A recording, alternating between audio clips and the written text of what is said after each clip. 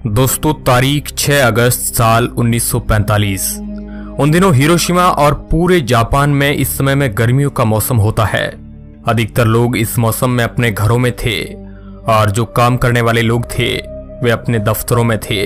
वैसे तो इस दिन की शुरुआत एक नॉर्मल दिन की तरह ही हुई, लेकिन शाम होते होते हिरोशिमा में कुछ ऐसा हुआ जिसकी कोई कल्पना भी नहीं कर सकता था। दोपहर के समय में हिरोशिमा शहर में अचानक एक धमाका होता है और फिर चारों तरफ सन्नाटा पसर जाता है।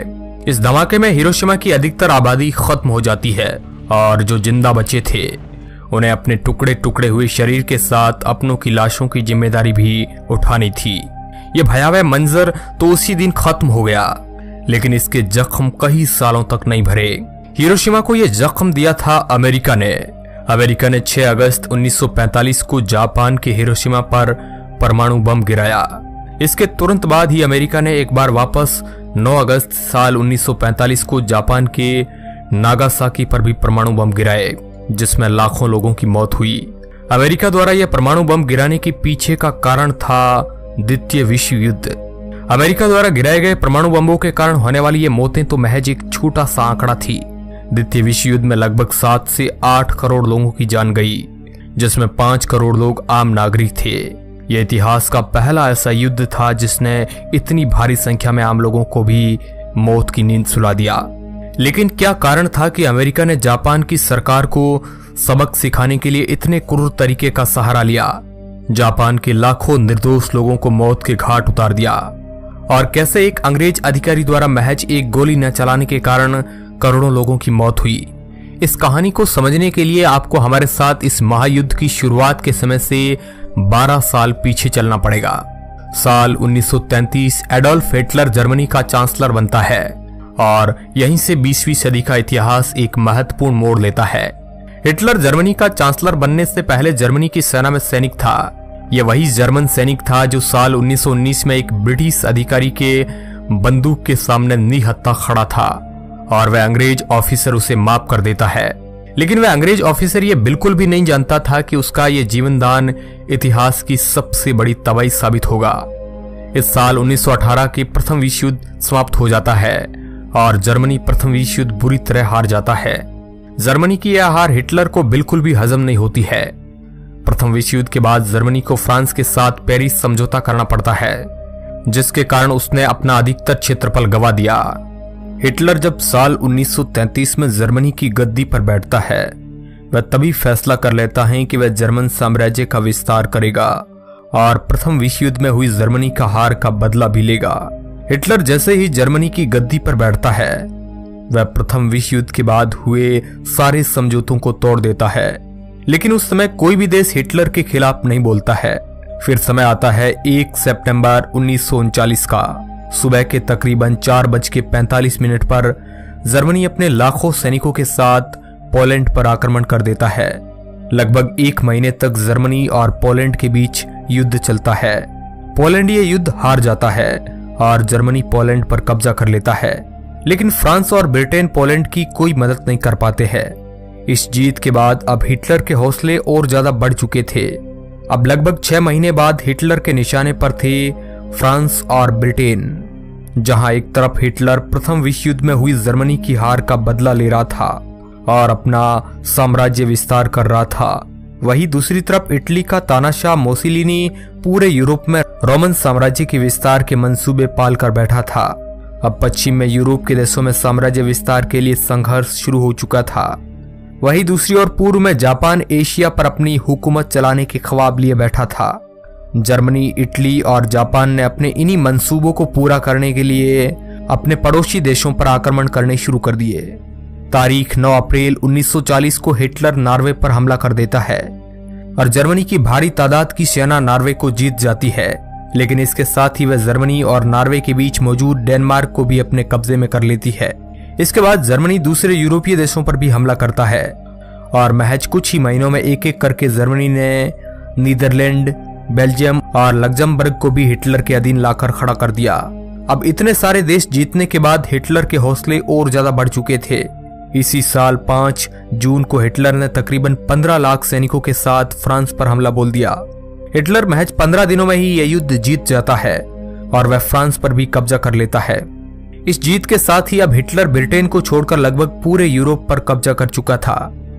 अब हिटलर की नजर ब्रिटेन पर थी। फ्रांस को जीतने के महज कुछ ही महीनों बाद हिटलर ब्रिटेन पर भी हमला कर देता है। कई महीनों तक चले इस घमासान युद्ध में हिटलर को कोई भी सफलता हाथ नहीं लगती है और फिर हिटलर बिना किसी चेतावनी के रूस पर हमला कर देता है। लेकिन हिटलर का यह फैसला हिटलर की जिंदगी की सबसे बड़ी गलती थी और यहीं से हिटलर के पतन की शुरुआत होती है।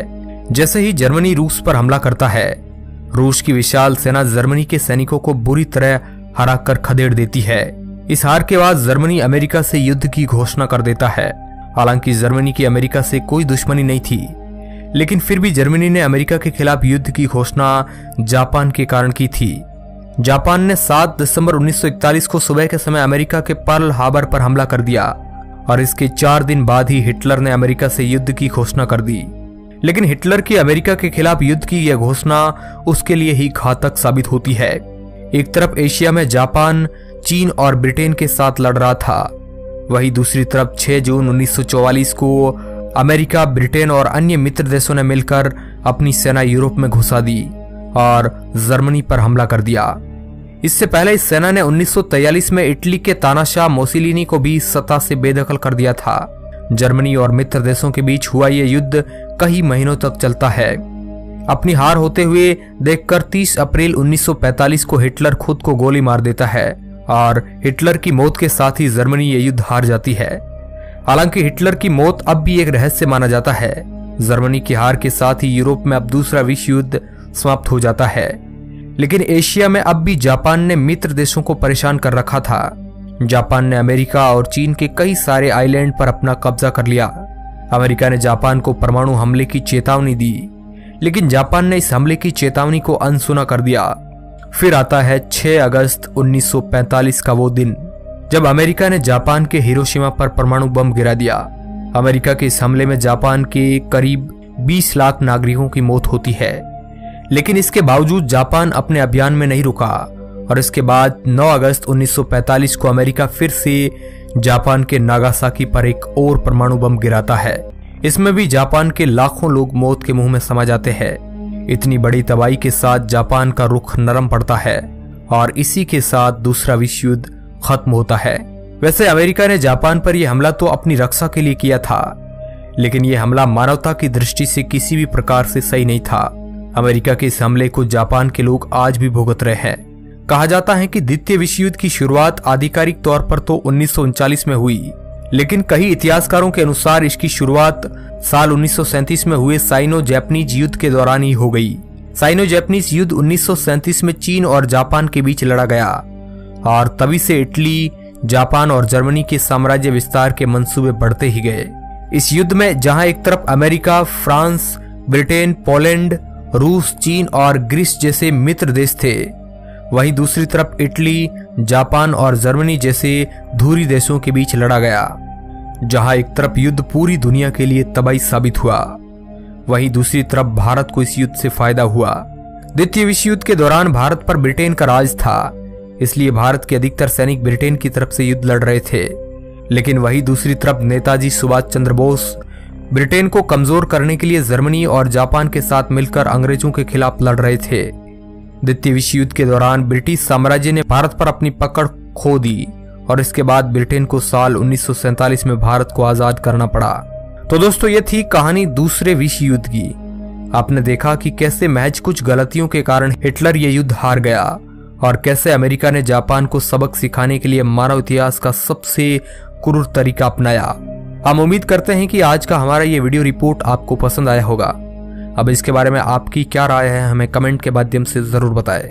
वीडियो के अंत तक बने रहने के लिए आपका बहुत बहुत धन्यवाद।